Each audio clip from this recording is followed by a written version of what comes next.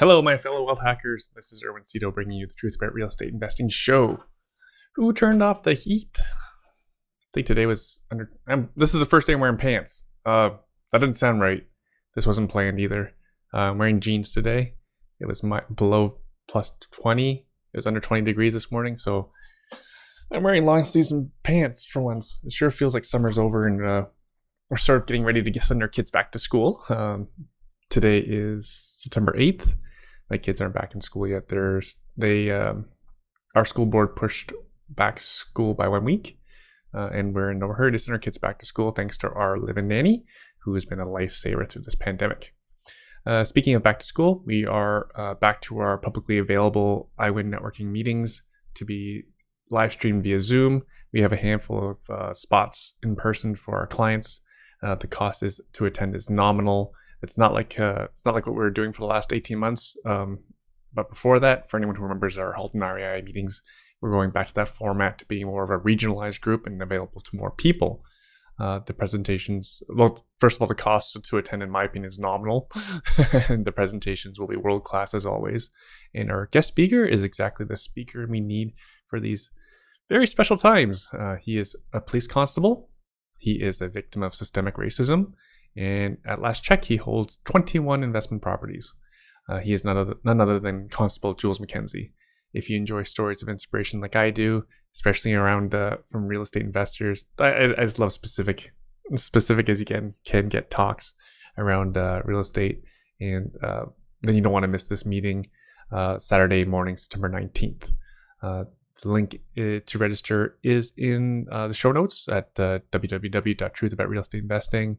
It's also in the email. If you're not on this email list, that's just silly. Just go to www.truthaboutrealestateinvesting.ca and just put in your name and email on the right side. These are special times. However, with back to school, that usually coincides with back to business after a quiet August. Usually, people take vacation in August. We see very few transactions done in August, but these are special times.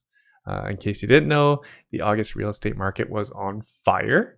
The average price in Hamilton was up 21.2% year over year from August last year, and days on market were down from 29.6 days to 21.9 days per the Realtor Association of Hamilton Burlington.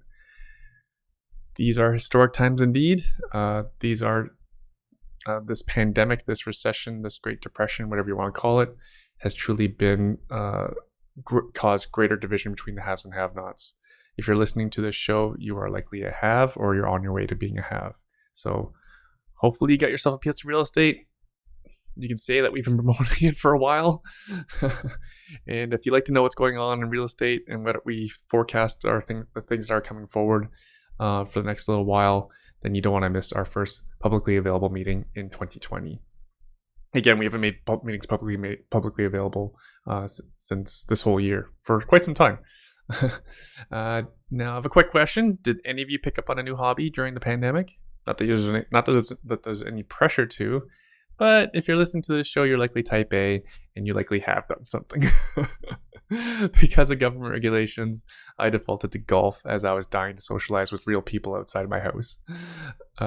Now, here is how I use golf or any hobby. So it doesn't have to be golf. You can take a hobby of your choice, preferably choose something with redeeming qualities. I like to use some things like golf as an experiment on learning, on how I learn, and also as a kind of like an experiment for how I treat my wealth hacking. The experiment is to see how quickly I can improve as a beginner. This year, 2020, is the first year I've golfed more than twice in the summer. I believe that qualifies me as a beginner. And as proof, last year I shot a 136 at the Hamilton Golf and Country Club. That was awful. So here are some best practices I've picked up along the way in my work as an entrepreneur, as a real estate investor, and what I've applied to golf. First off, I hired a coach. I have a CPGA golf professional who's coaching both Cherry and I. So they are significantly better than I am at this sport, and they teach this for a living. I like and just like investing. Golf is more fun when done with those who done with people you enjoy spending time with. Cherry is better than I am as well. Practice. I practice at least twice a week via play. I play 18 holes, or go to a driving range, or I take a lesson. Or even more recently, I hit balls in my front yard. Wiffle balls. You are in this saying's been beaten to death. You are the average of the 5 people you spend the most time with. Golf is played in foursomes, but anyways, my golf buddies include a couple of extremely successful entrepreneurs, investors, and I'm usually the worst in the golfer in the group, so I usually benefit from all the golf tips and from the better golfers. Tiger Woods, for anyone who doesn't know, he's one of the greatest athletes, but he's the greatest of all time to play the sport of golf. I read his biography. It was amazing. It was written by biographers, and I think it was published in 2017, in case you're interested. Now I'm reading Tiger's book on how he plays golf. I enjoy reading books on ultra successful people. I'm always looking for insights into how they were raised, because I'm a parent. I'm interested in learning best practices on raising my own kids. And then the insight I'm always looking for from these people is I'm always interested in how they raise their own kids. Because there's one thing to be raised as a prodigy. I'm just wondering if the prodigy is willing to raise their kid the same way. Equipment-wise, I bought my clubs on Boxing Day because I'm frugal. But if you ask anyone, they're widely considered to be very good quality.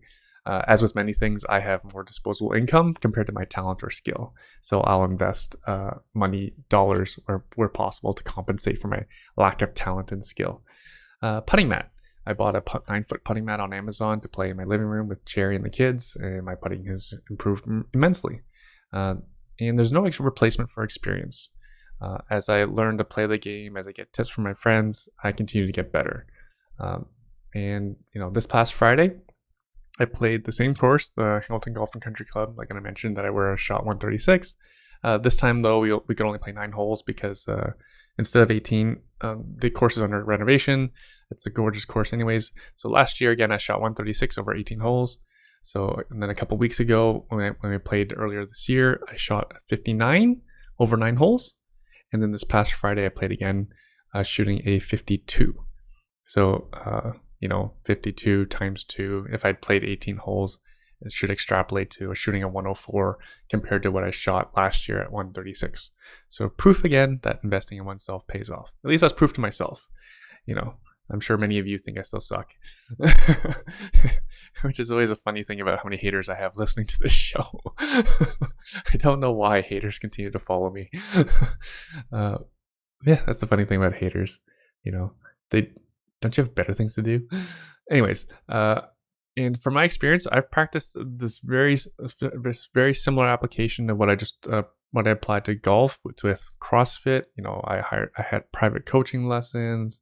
I was going regularly 3 times, sometimes 4 times when I was really good, 4 times a week. Same thing with Brazilian Jiu-Jitsu. I paid for private lessons. I was going regularly 2-3 times a week.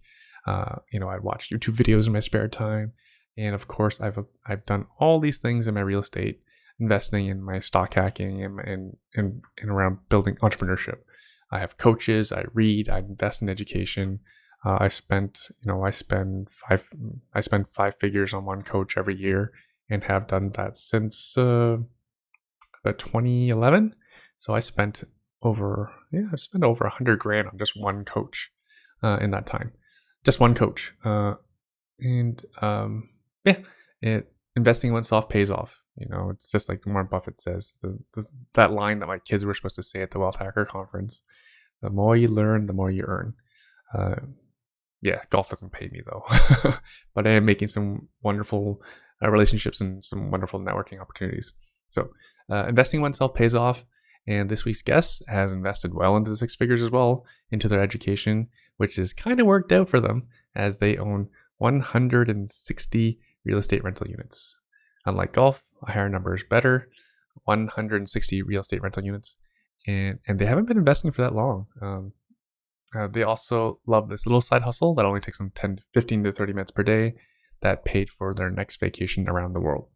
That side hustle is what we call stock hacking. And if that's something that interests you in learning how everyday Canadians like Leslie and Jamie from small town Ontario make money from their phones, I'm hosting another free demonstration, a more comprehensive demonstration than the one I showed my kid cousin. His nickname is Chubby. It's a more comprehensive demonstration than I showed my kid cousin Chubby over Thanksgiving dinner that resulted in him cash flowing over $1,000 per week. And the link is in the show notes at the Truth About Real Estate. Sorry, www.truthaboutrealestateinvesting.ca. And all this talk about socialism and equality, anyone who's on my Facebook knows I got into a bit of a spat with people about the headline. The headline is in the Globe and Mail was about opportunity hoarding, right? That's for anyone listening to this show, that probably already irks you, opportunity hoarding, because the implication is that opportunity is finite. And for someone who has a success mindset or an abundance mindset, then you know that opportunity is abundant and almost pretty much infinite. And if you're a Canadian, I don't know what country offers you better opportunity than being Canadian. So again, all this talk about socialism and equality, I'm doing my part in offering a free demonstration for free. So again, the links to register for the next one, September 10th, and the one after that, September 24th. And that's it. That's all I got planned for free demonstrations. Links you can find it in your email if you're on my email list or on the website. So this week's guests, in case you can't already guess, this week's guests are none other than Leslie and Jamie Collard of Collards Properties.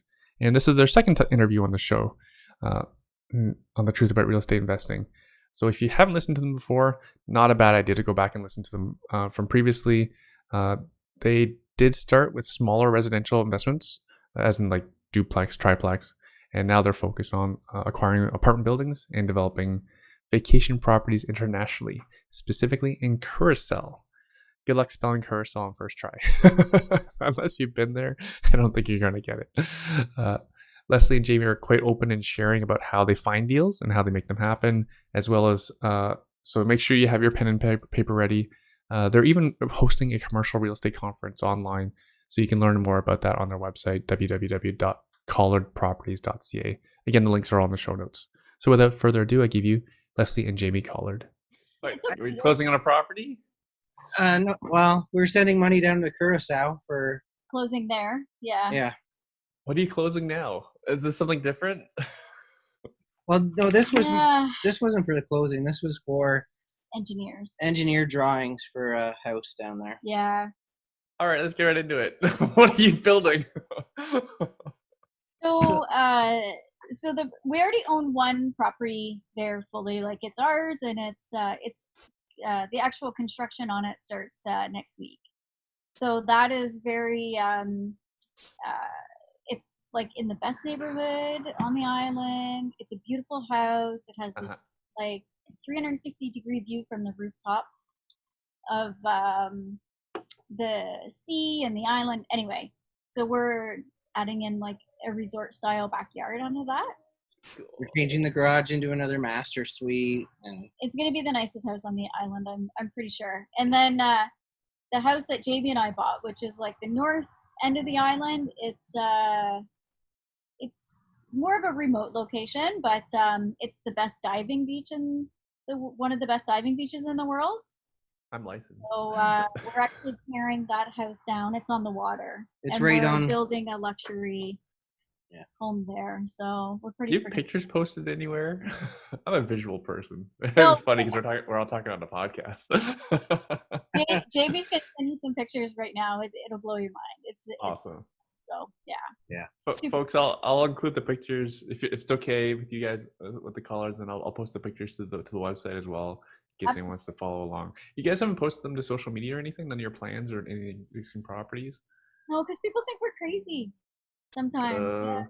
Welcome to this world that you've been a part of for a bit. Who doesn't think we're crazy? I know. That's true. The thing. We were actually just talking about this. People are kind of freaking out over coronavirus, and everybody thinks that we're crazy, that we're like buying as many properties as we possibly can right now. Mm-hmm. Because we see that this is a huge opportunity, right, for us as investors. There's already reports coming out that what is it, Finland? Sorry, I think it's Sweden. Sweden's already showing signs of having herd immunity, and there's already rumblings about the states getting close. Yeah. Right. Yeah. So that it was a terrible way to get there for both countries. But they will be out of this sooner than the rest of us, unless the vaccine comes sooner than later. So yeah.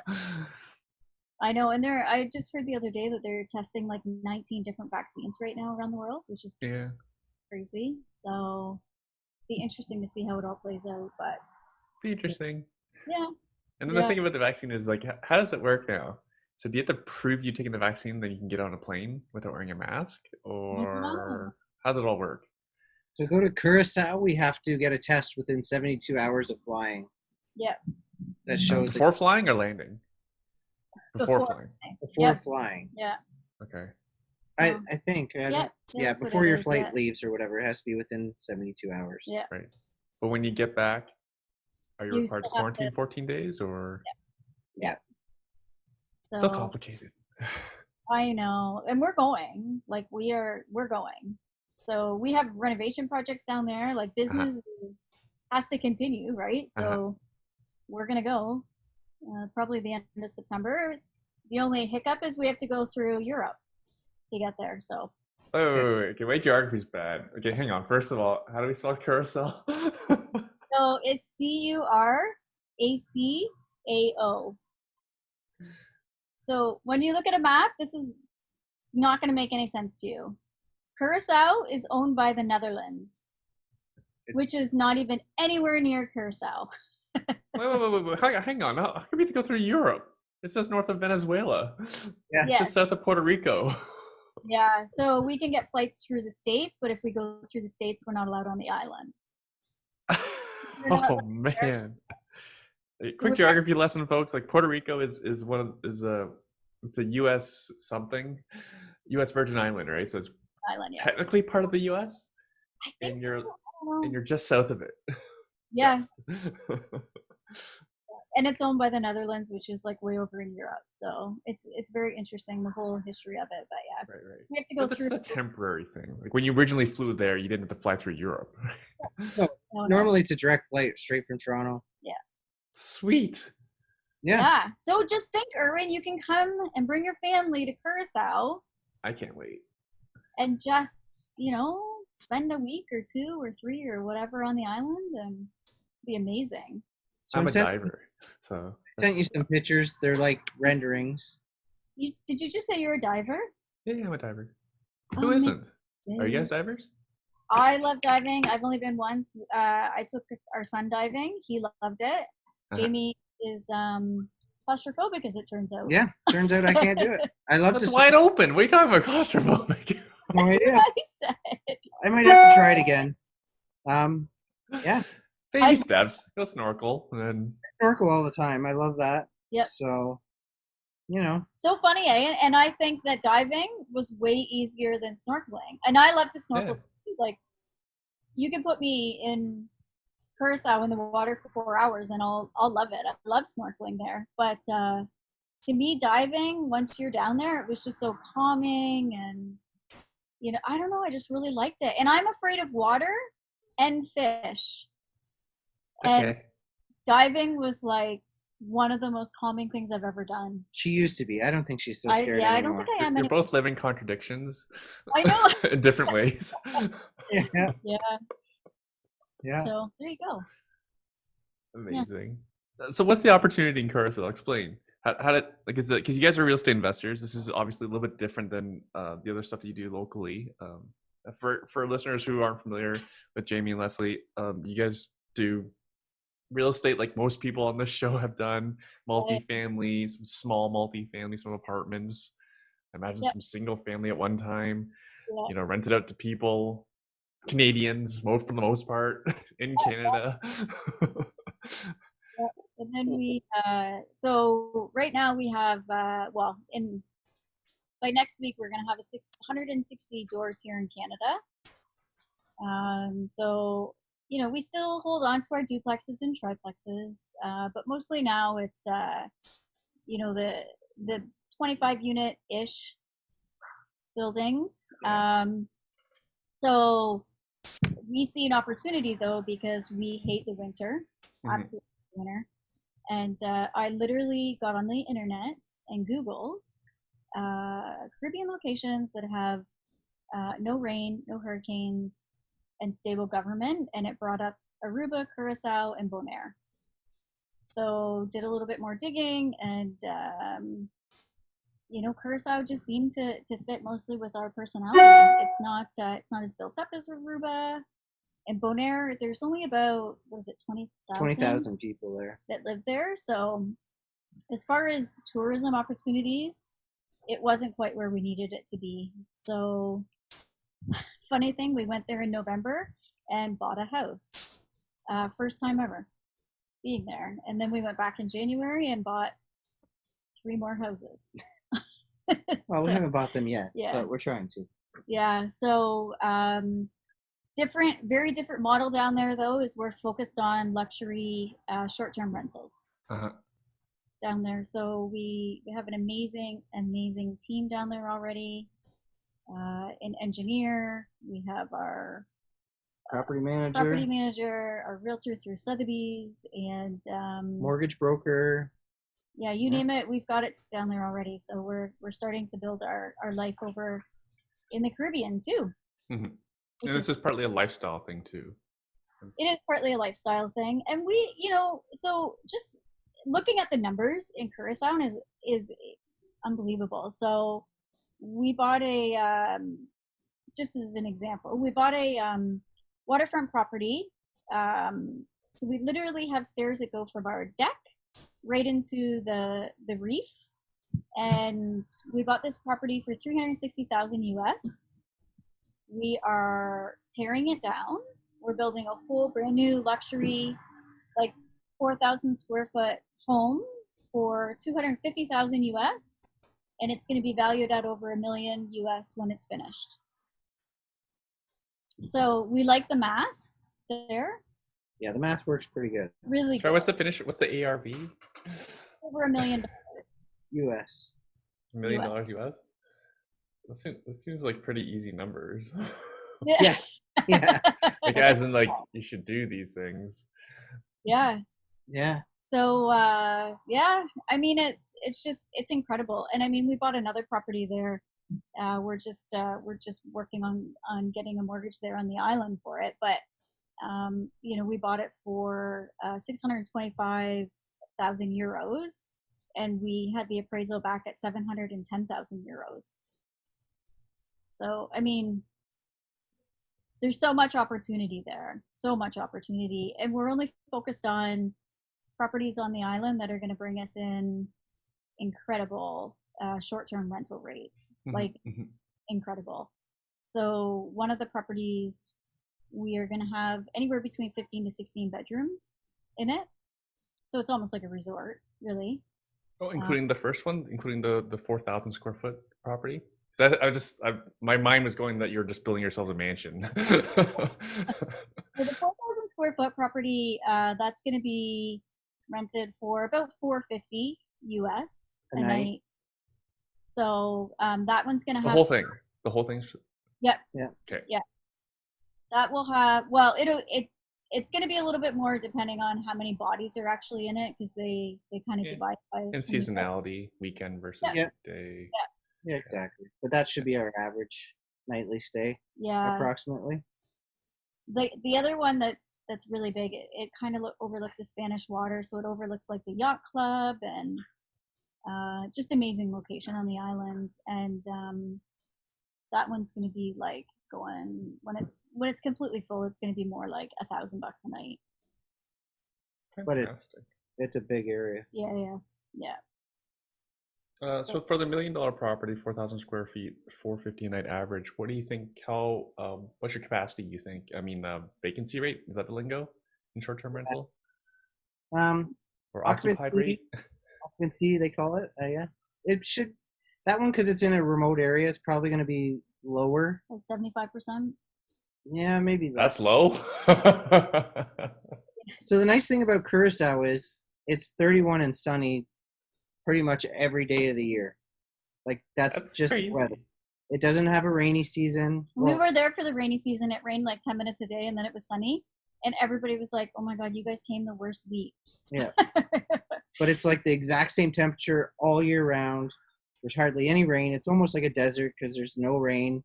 Beautiful desert. Beautiful. So you can travel there at any point of the year, and it's beautiful. Yeah. Yeah. We think it'll be probably 70 to 75% occupancy. Keeping in mind, Jamie and I are going to be in that when we're down there. So we're going to hurt the occupancy. Yeah. The other one that we currently own that's starting renovations next week, that's going to be more like 85 to 90% occupancy. So that's like literally one block to the water. So we paid $600,000 US for that one. No, $500,000 US for that one. It was 500. Yeah. Sorry, 500. I think you guys want to send me a spreadsheet. We should send you some numbers. There's too many deals going on. Yeah, you know what? We're gonna have a mastermind on the island, so you'll be invited. Obviously, we're gonna have investors come down and do some island tours to show people like what the island has to offer for investors. It's incredible, incredible. And then getting into the tax side of things, it's we don't know all the ins and outs of it yet, but it's basically if you open what they call a foundation, which is like a corporation here. Foreign company. Yeah, foreign investors are get taxed 0%. Yeah, within a trust. Within a trust. Yeah, there's a lot of tax laws and stuff down there that really protect investors. Sounds like you guys uncovered a hidden gem. Yeah, what stopped people? What stopped other investors from coming? You know, it's strange because as we tell people that we're investing in Curaçao, and they're like, "Where's that?" And then we talk to our realtor down there, and he's like, "You wouldn't believe how many Canadians are coming down here and buying properties." Mm-hmm. So I would still say the main travelers there are from the Netherlands. Yeah. I think it's just starting to hit Canada and US that they're figuring it out and traveling there. So, it's just hasn't been found yet, I think. Yeah, it's still a bit of a hidden gem. So, you know, and we've been trying to like talk it up because there's just so much opportunity. So, yeah, if you know anybody that wants to invest in the Caribbean, tell them to call us because we would be happy to talk to them about Curaçao. Because like Curaçao is about the same distance as from Toronto as like Barbados, and Barbados is very pricey. I'm sure you had to look at it. Yeah, we did. Right. Yeah, like probably like 3-4 times more expensive than what you guys are looking at for real estate. And you maybe have even more. Hurricanes, right? Like the hurricanes and the tropical storms and stuff. Curaçao gets hit every now and then, but they're like nothing like the rest of the Caribbean islands. So. And it's not really a hurricane. It's usually a tropical storm. It's usually if it gets there. Yeah. Yeah. Fascinating. Yeah. It's very interesting. Like you're not that far from Jamaica. Everybody knows Jamaica. Yeah. It's not a far flight either. From Toronto, it's like 5 hours. Yep. Direct flight. You're not far from Panama. Everyone knows Panama. Yeah. And everybody on the island is just such lovely people. Well, like, amazing. And yeah, right next door is Aruba. Everybody knows Aruba. Yeah. It's in the song. Aruba, Jamaica. Yeah. Maybe that's why Curaçao's not popular. It didn't rhyme with anything, so it couldn't make it into the song. Probably.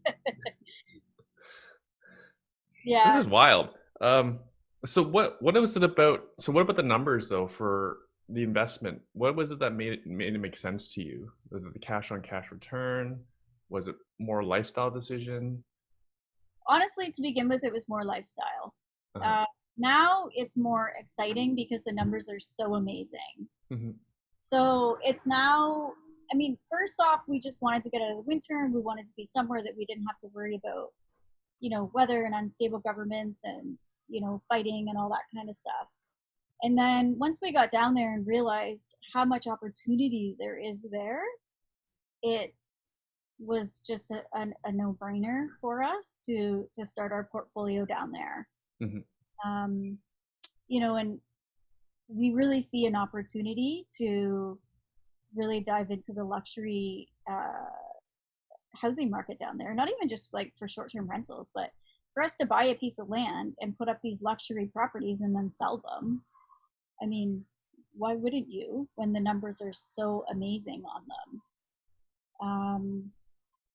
So, you know, and we get told a lot, well, what about when you want to bring your money back to Canada? And we're like, we plan on living there part time. Like, I don't need to bring my money back. And even when I do, if I have to pay a bunch of taxes to get it back into Canada, what do I care? Right. Still making money, you know, like, so You didn't pay tax on it the first time, so yeah. So yeah, we just love it. We love being, you know, it's like crystal blue water, you know. It's just, it feels like home to us. Yeah. Fascinating. Because you Yeah. mentioned unstable governments. For again, geography lesson to folks. Curaçao is just north of Venezuela. Yeah. I know. But there's no relation, right? Like how, independent government, Curaçao? It's Dutch Democratic? government. Dutch Oh, okay. government. Everybody's Dutch there. Like, it's crazy. So That's the other reason with tourism, right? Like Canada, usually the tourism is like December through to April, May, maybe, where the Dutch travel there like all year round. all Like year. summertime, it's full of Dutch people. Mm-hmm. They seem to get a lot more holidays than us. Yeah, they do. Everywhere in the world gets more holiday than us North Americans. So like, Yeah, I think like 6 weeks minimum. yeah, apparently it's just crazy. Like they said their slow month is May and October or something like that is their slow month. Those 2 months. Yeah, 2 months, and we're like, this is crazy. Yeah. You're like, it usually works out pretty much just right to get all your maintenance done on the property, and and you're back at it again. Yeah. Just for the listeners' benefit, like I remember when if you heard like 6 weeks, you think 6 weeks crazy. I remember when I was on a dive ship, we're going scuba diving with Cherry. I was with Cherry. We're scuba diving off in Thailand, PP Island, going to see where it's either, I think it was a James Bond movie was shot there. Whatever. I remember speaking. There's no other Canadians on the boat. We were the only North Americans. So we spoke to couples from like New Zealand, from the UK, from Europe, whatnot, and we were talking about what everyone's travel plans are. And Cherry and I, we were in Thailand for under 2 weeks, and everyone else was in Thailand for closer to 4. Right? In just one trip, right? Yeah. And we were the minority. Right. not just in our culture and our color of skin, but we had the shortest vacation of any geographic area. So there's nothing wrong with taking more vacation. We are, as North Americans, we actually take some of the least. So for sure. And I mean, that brings us back to like just real estate in general. Before coronavirus hit, within a 12-month period, real estate allowed us to travel 6 times. So, I mean, we went to Curaçao a couple times. We drove down the coast of Florida, Georgia, and Florida. You know, travel for us is, I think that's the biggest reason that we do real estate, that we're involved in real estate. Actually, now options trading too. Yeah, that's not hurting our pocketbook any. Let me tell you. Yeah, I saw your portfolio analyst report. Before we get to that, though, can you remind the listener what you both did before full-time real estate? Yeah, sure. I was actually a youth probation officer in Hamilton, so not an easy job by any means, but I loved my job. I mean, I really just, I love the kids. I love, you know, the people that I worked with were incredible, but it was a stressful job. And I own an automotive repair shop that I used to work in full time, obviously, being a mechanic and running the shop and such. So I still own that, but we have 3 guys that work for us that kind of run the shop and take care of it for us. Yeah. Now. So how is your day spent then? Between don't take your average day. Not take an average. So average out a day. How many hours is spent on real estate, travel, family? the business, the mechanic business? So right now we have 2 properties closing here, and 3 more that are trying to close in Curaçao. So And refinance is here. and refinance is happening. So lately, it's just been paperwork all day long. Lately, it's been a lot of wine. That's what it's been, eh? A lot of beer and wine, just trying to get through. But but like in a normal year, this year we really ramped up like very quickly in our real estate. I think we've added just over 100 units to our portfolio this year. Thanks to coronavirus, because the more time I'm in Canada, the more I just get bored and buy real estate, I feel like. But we, right now we're spending 16 hours a day in real estate. Normally that's not the case. Normally we spend, our 8 hours on real estate, I would say. And then we're on to, the rest of our life kind of thing. But our whole life is spent scheduling our next vacation, isn't it? Yeah. Really. I mean, we're the people that we have a globe in the middle of our dining room table. We're always looking at the globe. We're always talking about places in the world that we want to travel to. We actually all have a bucket list wrote out. So literally everything that we do is focused on how we're going to meet our travel goals, eh? Yeah. Mm-hmm. And we're working right now on streamlining our business. Yes. So, which has been awesome. Which has been great, but we need some employees now. We've got to that point where we need to be hiring people to help with all the paperwork load and everything else. I mean, as far as construction and we have contractors and project managers and all that kind of stuff, but it's the paperwork, right? I'm sure you and Cherry. Oh, we're terrible at it. Not good at it either. Honestly, we're terrible. Yeah, it's bad. I still have some furniture to reorder for a flood that I had. I didn't even know it was my furniture. The tenant said, "Are you gonna replace this furniture?"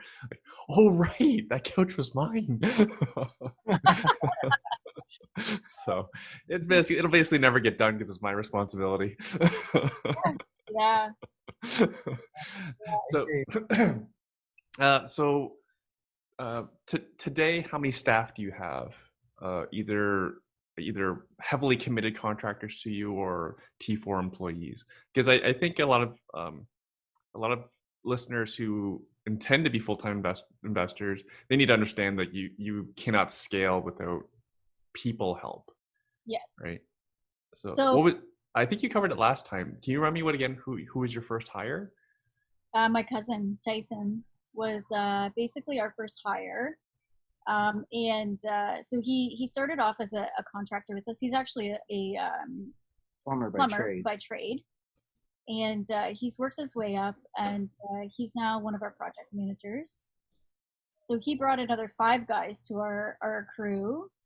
So we've kind of repositioned some of those guys, and we now have 3 full-time project managers because we have about 8 major renovations going on. So when I'm talking about renovations, we're renovating apartment buildings, right? So obviously not something that we can keep up on our own. So so we have them. Then there's 4 other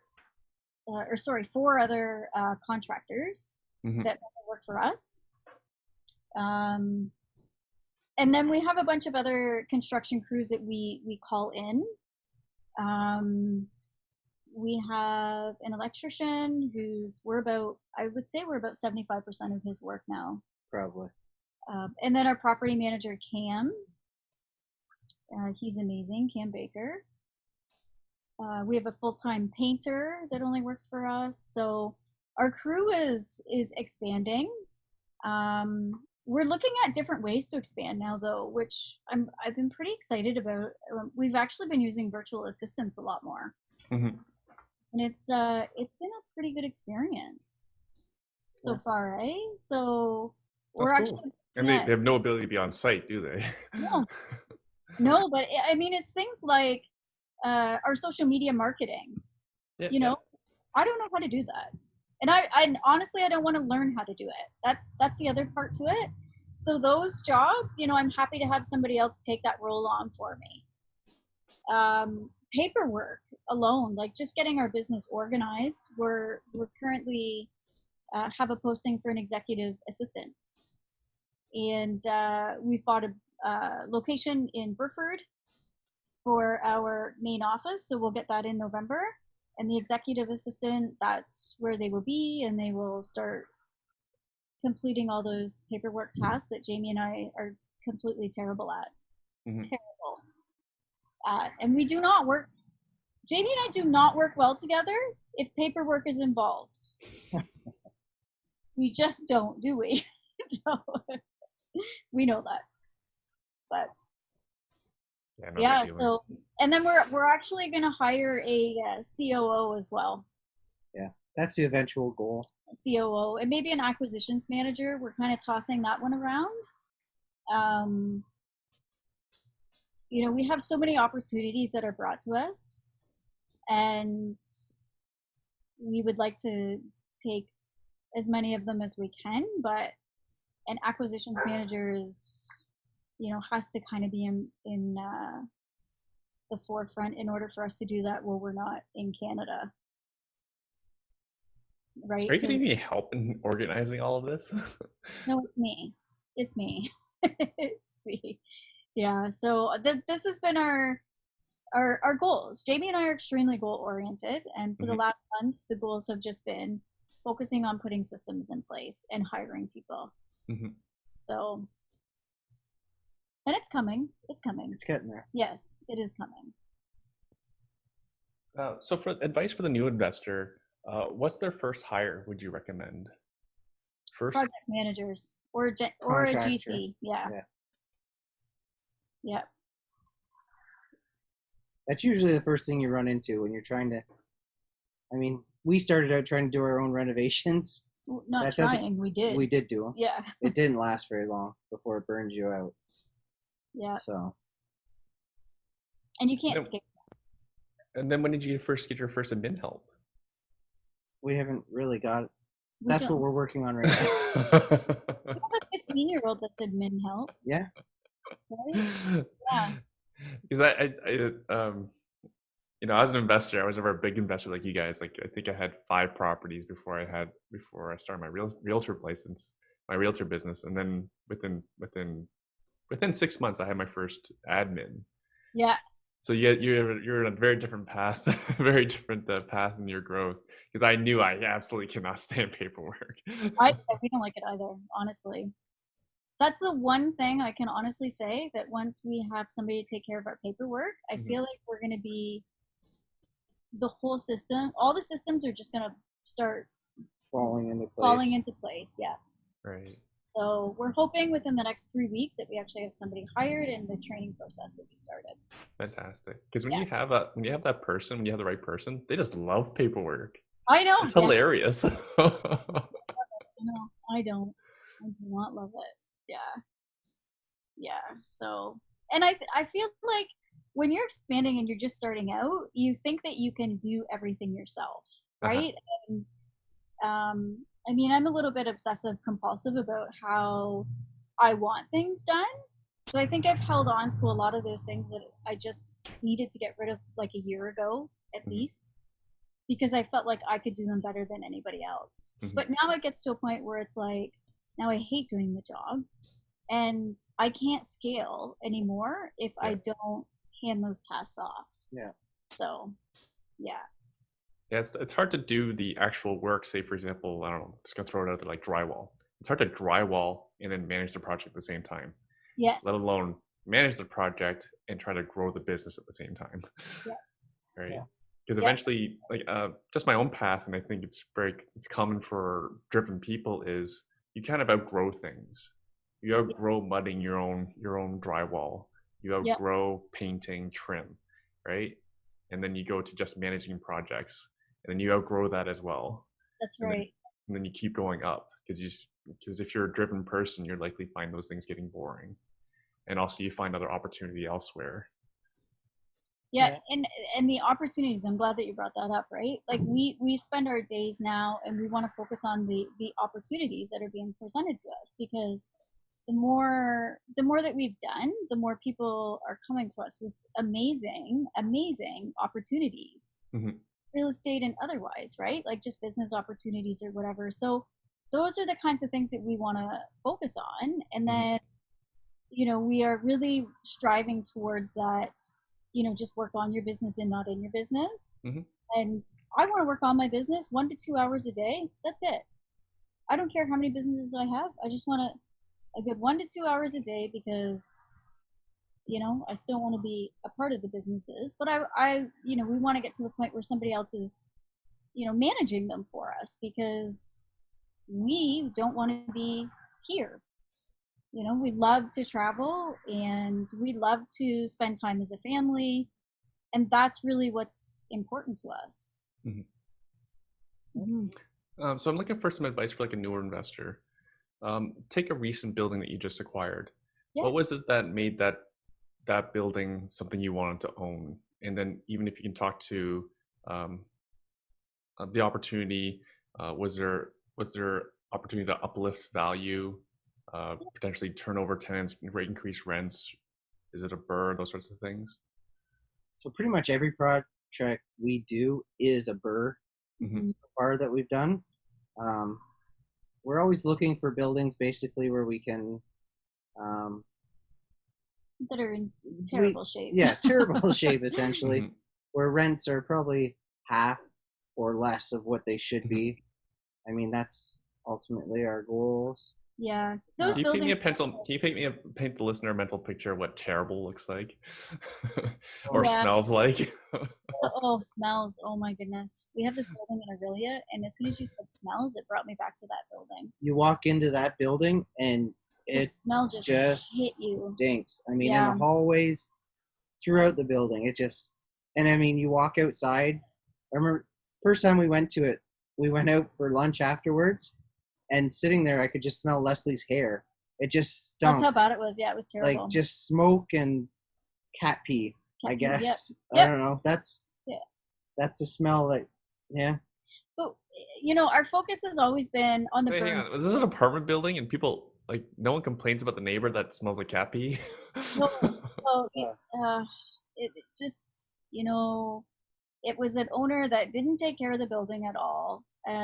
Didn't do any maintenance for like 20 years, honestly. Every single tenant in there smoked like a chimney. Like the ones you walk in where those walls were white, Yeah. and now the walls are yellow. Yeah. Like from the nicotine, Yeah. And I mean, not just a little yellow. They are yellow. And you go through and you know that there's electrical problems and there's like clearly plumbing issues through the whole building. So like what kind of plumbing issues? Like galvanized steel or like stuffing, flushing? One tenant said that her toilet wasn't flushing. Another one said that her tub was leaking, like overflowing, to the point where she just like only bathed every now and then because she couldn't drain her tub properly. Like just crazy stuff. And we're like, okay, so it's in an amazing neighborhood. There's so many issues that if you just fix the building up and put that money in the community, it would actually increase the value of the properties around it even, right? Mm-hmm. So those are the kinds of buildings that we go for. And it's unfortunate because there's so many landlords out there that don't take care of their properties.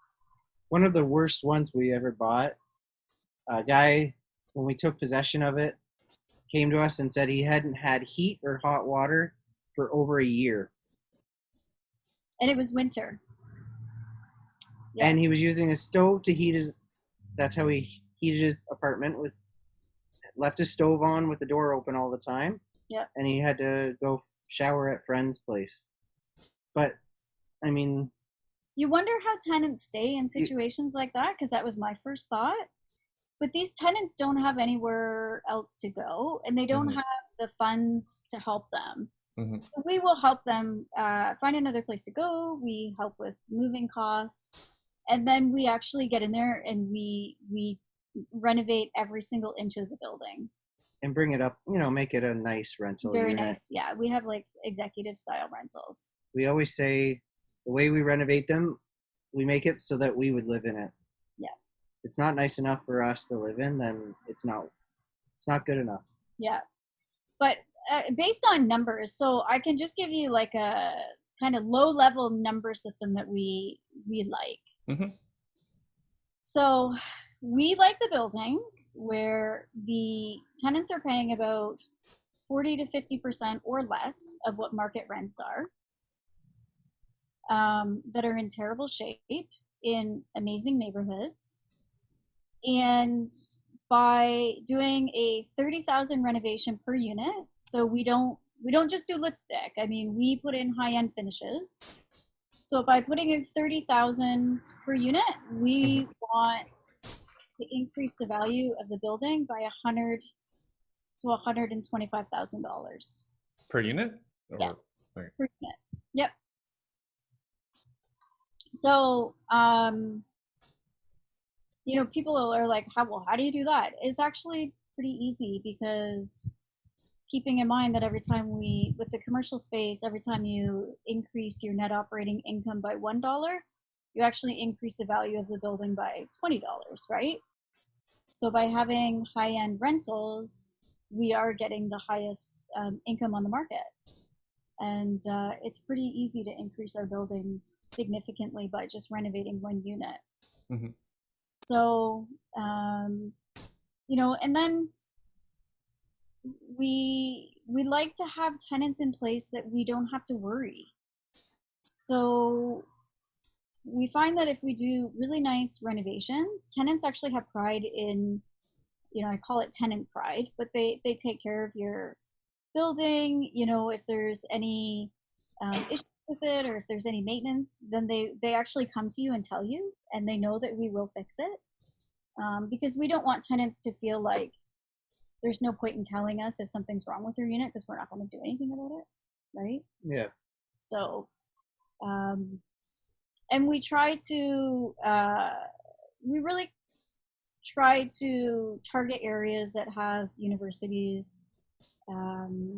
We just bought one near the hospital in Brantford, where a lot of the nurses actually live in that area. Groceries is important, but not always. I mean, we have some buildings that are in smaller places, like smaller communities, where you need a car to drive around to, and those ones are still like cash flowing like crazy, eh? Yeah. So,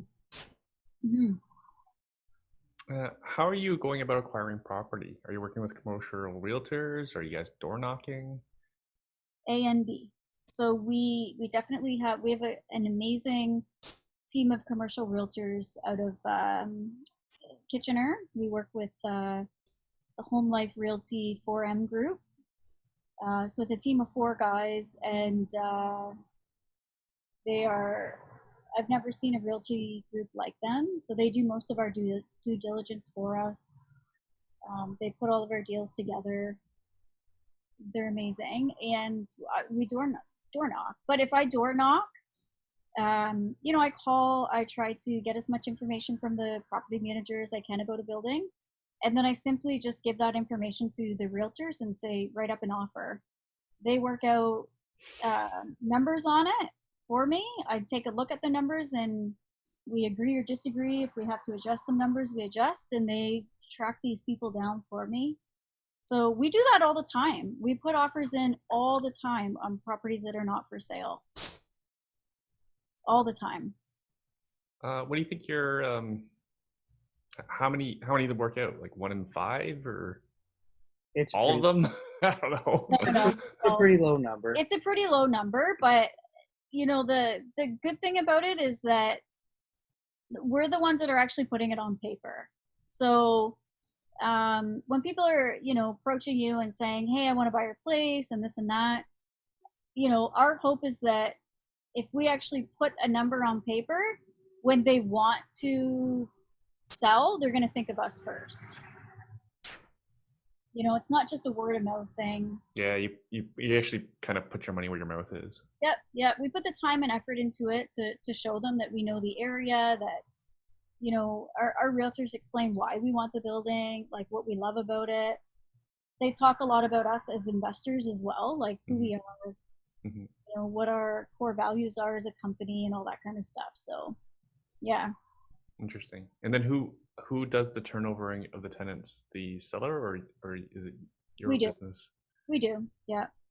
Because honestly, most sellers think that they're managing their property amazingly. Like, There's like the guy with the non-flushing pipes. That guy was good. We're good. yeah, They're and working fine. Smells so fine. and we bought another building in Brantford. That was actually it was our first big apartment building. Like How many just units? Sorry. 22 units. Just terrible, like in terrible shape, terrible shape. And He thought he was doing a great he job. thought he was doing wonderful, honestly. And like all the pipes are leaking. Like The even tenants like them? Like touch. him and her? Like Tenants, they seem to be okay with him. Yeah, they did like him. They didn't like us when we came in because we were like, we gotta fix this. Like, there's literally pipes leaking everywhere. The ceiling in the garages were falling down on cars, and he just no one didn't. complained. Like there's all these you hear on the news all the time these people striking and stuff. And like in particular the Stony Creek building, and it's a lovely building, but they're striking. I know, crazy, but those are the ones that we'd love to buy because it's that they could be just amazing buildings, and they just need somebody to come in and put the time and effort into them. So, What does the yep. lender think? What does the appraiser think? Um, Are you going through conventional commercial financing for these, or are you doing anything else? Okay. Yeah, we usually don't have an issue. They're willing to go in. So they do go in, but our mortgage broker packages it as, here's what the building looks like, here's what it's going to look like, this is the plan, this is how they're going to do it. So Right. it's a lot of schmoozing lenders. And then we have to follow through, right? Because we have to refinance the properties too. And Funny explain how different it is in residential, because like appraisers can just kill it based on they don't like the look of something. Right, yeah. Well, see, that's the one thing we like about commercial is appraisals are done by your net operating income, essentially. Yeah. So it's not an opinion; it's a matter of numbers, working out numbers. So, Right. I mean, you just use the cap rate to figure out what the value of the building is, and that's it. Yeah. That's pretty much it. I mean, the appraiser comes to ensure that everything is correct, but for the most part, it's just done by numbers. Yep. Have you had any other reports that need to be done, like environmental, parking study, shade study, We do study? pretty much every one we buy. We do a building condition assessment, environmental phase 1, and an appraisal. So we usually order them like right away. Lately we've been doing them all the same day. Yeah. We get all 3 of them done the same day. Just get them. All 3 of those go in with our contractors. They go in with our contractors. Our contractors get us a quote on what we need done, and just make it happen. Yeah. That's during conditional period. What's that? During your conditional period. Yep. Yeah. So normally what happens is we go in, we see the building, we lock it up as fast as we can, and then it's we try within a week to have everybody else going through the building. So we have an awesome team, obviously, that it basically jumps when we ask them to, which is super, super good of them. And we just coordinate a time for us all to go back in. We try to make it as quick and painless as we can on the tenants and the sellers. And then typically what happens is we'll go back in again. Sometimes we have to go back in with like an electrician or something, but we try not to interrupt as much as possible, right? So we will do a final walkthrough though, just to make sure. We've actually had a scenario. Remember, we got one of our buildings, and then we found out after we closed that one of the units didn't even have a tenant in it. They didn't bother to tell us that. Yeah. Like just crazy things. So Wasn't that better? well, It it is is, but better. I think they were afraid to tell us because they thought that we would be upset, and we were like, "This is like Yeah, we just hit we the would have jackpot." paid you more money. Yeah, yeah, So, yeah. So yeah, Yeah, it's funny how, like, we started off by saying how a lot of people think we're weird. I'm sure these sellers were thinking you're weird too. I- You're gonna spend what? You don't like these tenants? it's so true. Yeah, and and that's the other thing is that when we started out in this, which was only 4 years ago, seems crazy. It's not even. It's like 3.5 years ago when we bought our first property. We were so afraid to spend that first $15,000 on a renovation, right? yeah. And now our renovation budgets are like 600,000. Yeah. Right? Like, so anybody that's listening that's like a new investor, Mhm. this is not crazy talk. Like, this is exactly where we were. Jamie and I worked our way up. We had no money. We bought our first house on a line of credit. Not even a home equity line of credit, just a line of credit, right? From Personal CIB. line of credit. Yep. And, anybody can do what we've done. We're not any different than anybody else. We just have the drive and the vision and the focus Mhm. to And you make. left a government job to do this. I did. I left a government job. It's true. And everybody thought I was nuts. Pension. Yeah, pension. Yeah. But you know what? We actually talked about this today. The reason I still remember thinking about things that Robert Kiyosaki would say. And I'm like, why am I trading my time for money? And why am I valuing myself at $65,000 a year when I could make millions Mhm. working for myself? And I think that was basically when I was like, this is nuts. Like, I'm not working for somebody else that is going to tell me what I'm worth and how much time I need to put in for them. Mhm. And that was the end of it. And I only retired like just over a year ago now. Yeah, best thing I ever did. She calls Yeah. it retiring. Yeah, Retiring. You work more than ever. yeah, but I love my work, right? That's the difference. Retired from her day job. Yeah. And so you mentioned you have a renovation budget for one property of 600,000. Is the lender providing that money, or is this private money, or money you already have? So a little of everything. So some of it is lender. We do have a lot of private lenders that we use, and then one building, the $600 or 600,000 building, we actually have a private loan from the seller on that too. Sweet. Yeah, yeah. So we actually got a VTB and on another building. So it's just whatever we can. Sorry, our dogs keep barking. It's That's just okay. whatever we can, pull together, and we try to figure out what's going to be the least painful strategy on us. Uh-huh. So I love the deals where you can get seller financing. Mm-hmm. For Right. the listeners' benefit, because most people do not have experience with VTBs. Because first of all, VTBs. It's funny because when VTBs were first taught, it was almost like clickbait. Yes. People are like, oh, we give VTBs, but you have to understand it's usually a property that has difficulty selling. Yeah. Like one that smells like. Yeah, Cigarette. what you described. Can you describe some? What are terms range? How do the terms range on a BTB? How many years? The interest rate. Everyone's always interested in the interest rate. Is there a balloon payment on the end? Yeah. So we love balloon payments. You're not always going to get them.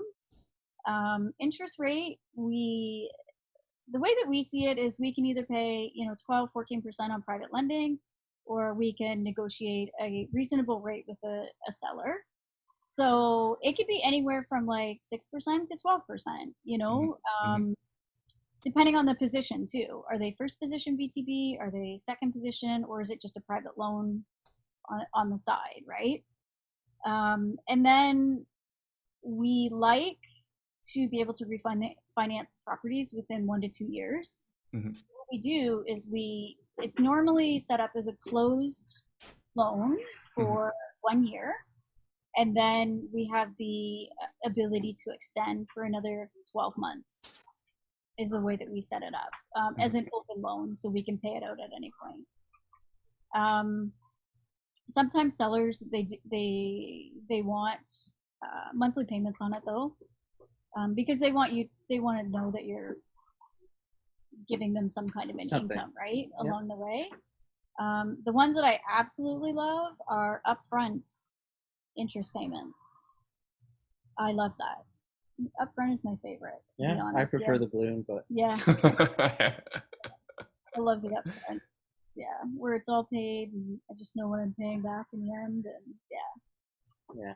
But yeah, so and honestly, we found with some of the buildings that we're buying, when you have a really reasonable seller and they're just wanting to get out of the game, normally, the ones that we're buying, they're, it's a guy that is usually on site like 6 days a week, changing light bulbs, like knows the buildings inside and out, but doesn't have a lot of money to put into it. They still want a good income from their profits on the building. So if we offer them a reasonable interest rate and they're lending it on a building that they know inside and out, we get a pretty good response. Yeah. Right? So, I mean, they're just more comfortable with it. Mm-hmm. So it just depends on their situation, right? Like what they're going to do with their money. If it's a retirement plan, I mean, you can't take that money and put it in the bank and make more money on interest from a bank, right? So someone posted on Facebook that they're being offered a promotion of 0.9%.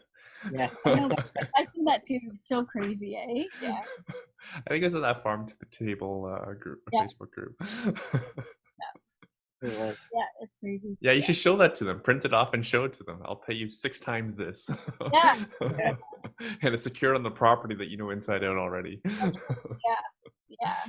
So. And just be clear for the listener, you're negotiating directly with the seller. Because the other mistake that beginners I think make is they're trying to explain it to the selling agent, who has to then try to make sense of it to the seller. That usually never goes well. No. Yeah, and one of the things, so our lawyer has actually set up one for us. We had, and one of the other ones was basically it was actually the realtor that set it up, but that realtor only works with real estate investors, a commercial realtor. And we explained it to him, and he knew what they were, though. He knew what they were, and he was working for both sides, so there wasn't much communication lost that way. Yeah, he actually presented it to me. He's like, "Do you want a BTB?" And I was like, "Yes, I do." Yeah, a commercial realtor should be pretty familiar. Yeah. Like a true commercial realtor knows how hard deals are, especially on like mixed use or something. Yes. Or like retail that's vacant, right? All the stuff that's like really difficult to finance. They should all be very familiar with what BTB is. For sure, yeah. And it's not common in the residential world, so so you can't have that same expectation for that market. Yeah. Awesome. So you guys are already busy, and then you decide to take on a hobby of doing this stock hacking thing. Oh my God, we love it. Okay, you created a monster in our marriage, just so you know.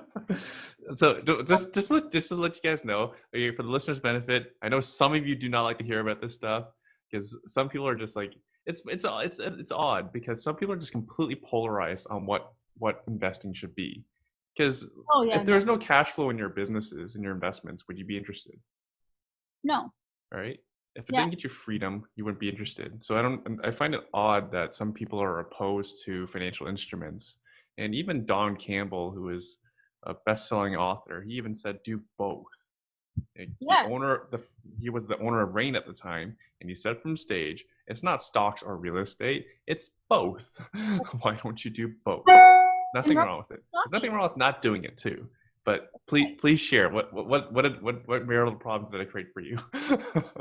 So it's like, okay, so this is like Jamie and I, we don't have any division of money in our household unless it's in our options account, Yeah. right? Which is crazy because we want this options money to basically fund our travel, and it's like a huge competition between us. So he's like, "What are you trading?" Now he's always like, "Can I see your phone for a minute?" And I'm like, "No, you're not seeing what I'm trading," because I'm like kicking his butt. She is destroying me right So, now. so really got started since like December, I would say, right? December, January, Uh-huh. and You took the course in September, but you only ramped it up in yes, December, Yeah, January. we did paper trading for a while. yep, Yeah. Yeah, because we knew nothing about stocks before your course. Like absolutely nothing. no, nothing. I Yeah. didn't know what an option was. Nothing. That's So okay. we did paper trading for a while just to figure it out, and then we decided in December to load our funds, and So we both lost a buttload of money on Bank of America. Bank America at the beginning. We were like, okay, we got to really figure this out now. When the stocks all dropped, we got assigned, and Yeah. When I say buttload of money, we lost. Warren Buffett still has that too, so you're not alone on the Bank of America train. So as of yesterday, I guess I was at year to date, year to date. I think I'm up 54% on my money, which is amazing. And what are you up? Congratulations, amazing. Me? I'm up 22%. Oh, that's pathetic, Jamie. Terrible. I know. 22%. You're only beating the bank 22 times. Every time we open up the app and I'm like, what are you at? And he tells me, I'm like, you need to pull your weight around here or I'm taking this money back. So, but honestly, we love it because it's like, it's fun for us. I like the fact that Jamie is a little bit more conscious now of like the world events too, because that impacts our stocks, right? And I'm like a huge world events person. Like I love knowing what's going on out there and in the business world and stuff. And he was never like that before. I was not like a news person before or anything like that. And I remember going to the Stock Hacker event, and it's like, you need to take a quick look at the newspaper or a website and see what's going on in the news world. And I'm like, that's not me at all. But now I do kind of pay attention. Now it is, yeah. And it's just something that we do, like just driving in the car. Well, I'm like, oh, I just made $300, like just crazy stuff. And so we started with only like 10,000 bucks. Of course, we the bank's money too. Like, so I'm like, I don't care if I lose it. It's not even my money. And I'm up like 54%. We've put a little bit more money into our accounts and stuff now because we're feeling really comfortable. But now I've got more money sitting in my account. And I'm like, I'm going to have to figure out how to put that in a corporate account, a corporate trading account, right? Like, because it's just so much fun for us. We love it. Yeah. It's almost like our break away from real estate. You can take 15, 20 minutes and just do your stock. It's almost like playing a little video game. I was going to say that. And it's actually Joe Rogan was getting a lot of flack about 3 weeks ago because he was saying there's no redeeming qualities from playing video games. Like it's a good relaxation thing. Everyone deserves to relax and whatnot. But I was thinking, just observing the students who struggled with the application, for example, versus those who didn't. And I was thinking, I bet you any money that people that had no problem with the app knew how to play video games because they're used to exploring technology. Yes. Right. Versus even in a paper account. So for listeners' benefit, a paper account it's all fake data, right? It's real data, but there's no actual real money, right? So it's no different than a video game. If you die, you die. You just come back, right? Right. So you can do whatever you want. You can mess around, poke around, doesn't matter, right? But people are afraid. Like I'm afraid. Like it's not real. Like just go nuts. Yeah. And Jamie and I have learned that we're very different traders. Very different. Very. So she just is more risky. That's all. I go risky. I'm like, whatever. What's the worst that's gonna happen? Yeah. She's close to the strike price, and Yeah. I'm not. Yeah, Cherry's riskier than I am as well. Actually, it's debatable who's riskier, but yeah. You know, I Yeah. took losses. I took losses in February, March, and versus she never did. So she also has a bigger bank account than I do. Plus, she controls she controls all her bank accounts. So Well, honestly, so between what Jamie and I have made to date, I'm gonna move that out into a separate bank account. But it has paid for our trip to Africa next year. awesome. Yeah, it has. So we had to delay our trip, but yeah, it's paid for our trip. So which I think is pretty freaking cool. Mhm. And it's also paid for, like, we've done some other like learning and stuff on it, right? But it's covered all of our costs on that, and yeah, we have a free trip already around the world, which is crazy. Isn't that crazy? Yeah. Then you don't think people think we're crazy? Oh, In the I middle of a pandemic, there's all these people that are collecting CERB because they can't make more money than CERB at their job, right? And Yep. here you are, 15 minutes in a day, you can pay for your world trip. Yeah, within like literally 8 months. Like that's not even we're not even joking. Like 8 months on only $10,000 each in our accounts. Like Well, you've added more since. we got it, but we just added more like last week because we had to keep showing a bunch of money in our account for closing on these properties that I keep obsessively buying. So but yeah, no, like we're totally gonna open up a corporate account now and start trading within that. So, but then you know what the argument is going to be? Who gets to run the corporate account? Don't you guys have more than one corporate account? Don't you have more than one corporation? Good. Yeah, we have Yeah. like yeah. That way you keep it separate. Actually, I was sitting in the kitchen yesterday thinking, how many corporations do we actually own? Yeah, there you go. And counting. So there you go. Let's just split it up. It's still going to be a competition no matter what. Yeah, so. Cherry and I will have we have different corporations, so we'll have different corporations with trading accounts. So we'll each manage one. It's not necessary, but again, she's kicking my butt, so who cares? So if you're gonna lose to someone in a money-making competition, might as well be someone in your home. That's right. Yeah, you're still gonna benefit from it. Yeah. No, it's been awesome. We love it. So what do you tell your friends? It's crazy because I've had lots of friends have difficulty converting their friends. Yeah. When we first started doing it, there was a lot of people that we didn't want to talk about it in front of. And now I'm like shouting it from the rooftops because like we're telling everybody like you need to go and do this, like, and especially I find like the younger investors, they're so open-minded and they just get the entrepreneurial stuff, right? And I think that there's one of them, Tyson George, 17 years old, and he can't wait to learn all these like options things, right? I mean, if somebody can sit there and make money from anywhere in the world, why would you not want to learn how to do that? And it takes you 15 minutes a day, and everybody says, well, the stock market's all over the place.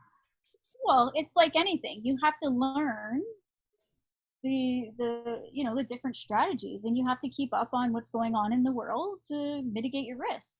And that doesn't take a long time to do, right? Like it takes 15 minutes to open up BNN or CNN and see what's going on in the world. So it's we always tell people to go for it. We're like, you need to call Irwin. That's our big thing. I'm doing another demo on September 10th in case anyone's interested. So if you want to send your friends to that, it's the same demo I gave to my kid cousin over Thanksgiving. It's actually a bit more evolved from that point, but yeah, my kid cousin now makes $1,000 a week. He's a musician. Isn't that crazy? Yeah, it's absolutely crazy. Amazing. Yeah, I made $500 today. Sorry? I made $500 today. Yeah, it's a good day. And we are the outliers, right? again, middle of a pandemic. I always like to bring back what I make, or when someone says only make. So I had someone say like only made $140 today. That's 10 hours of minimum wage, That's right. I know. I realized $143 today. right? So That's 10 hours of minimum wage you didn't have to work. Like between the two of us, we made almost $1,000 Canadian today. It's a good day. That's a good day. Yeah. Mhm. Right. And I Amazing. don't have to work for it. Make sure you give Doug a kick in the butt to get going more. Definitely will. Anna too, because she seems very quantitative, as a quantitative personality, so this should be easy for her. So smart. They're just very, very smart people. So Anna did say that she might want to learn, didn't she? Yeah. I'll talk to her about it. I'll give her the gentle nudge. Yeah. Yeah. I spoke to two single moms this week, and they're both making over $1,000 a week. And Amazing. how amazing would the world be if every single parent out there was making over $1,000 a week as a side hustle? Crazy, eh? Yeah. I mean, that's more than I made sitting at a desk for how many years of my life? for a long time. Yeah, for a long time. So, yeah. Absolutely crazy. So we're over time. Anything else you guys we should cover? We've covered quite a bit. It's crazy thing is that you guys were on just within 6 months, I think. Yeah. But you guys have been on this crazy trajectory. And honestly, we still get people reaching out to us almost every week from listening to that podcast. So we have Sorry. a lot of viewers, or listeners. Yeah, like they're always messaging us, which is pretty cool. Yeah. Yeah, my listenership's actually up about 25% as well. So it's podcasting's growing. That's awesome. Good for you. Yeah. Okay, so any final points you want to leave the listener, especially the newer one? We generally always have a lot of newer people. I imagine for the people that reach out to you, or that you're generally newer to the world of investing in anything. We, the thing that really kicked it off for us was education. So get educated. Don't go into real estate blind. Mm-hmm.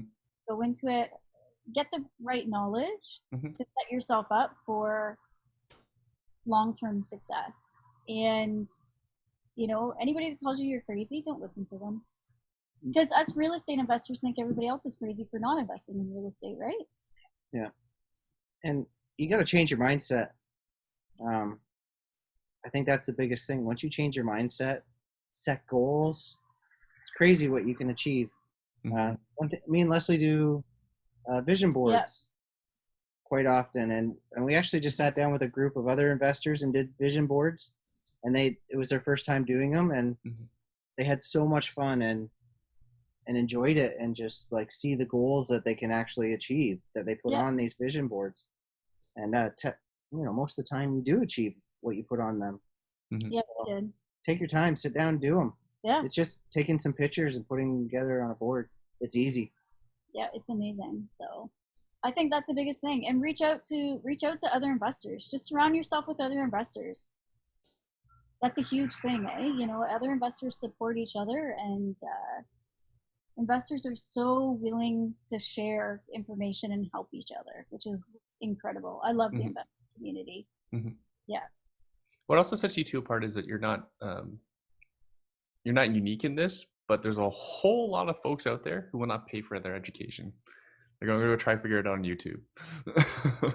So here's a number that's going to shock some people. It won't shock you. I know this.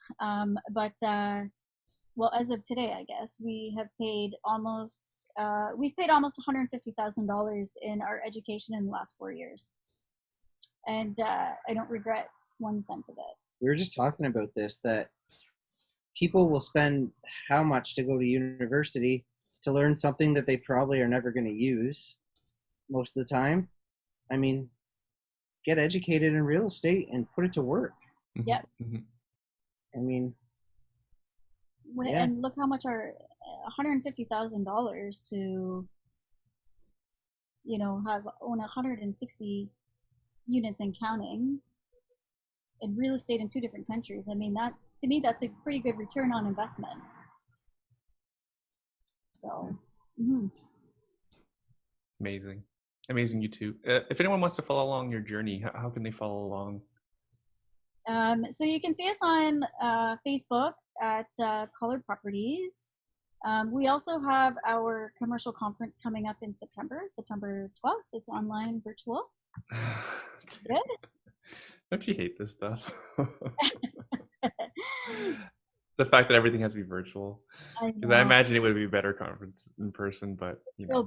Yeah, it's a virtual conference though. But you can find details of that on our website at collardproperties.ca.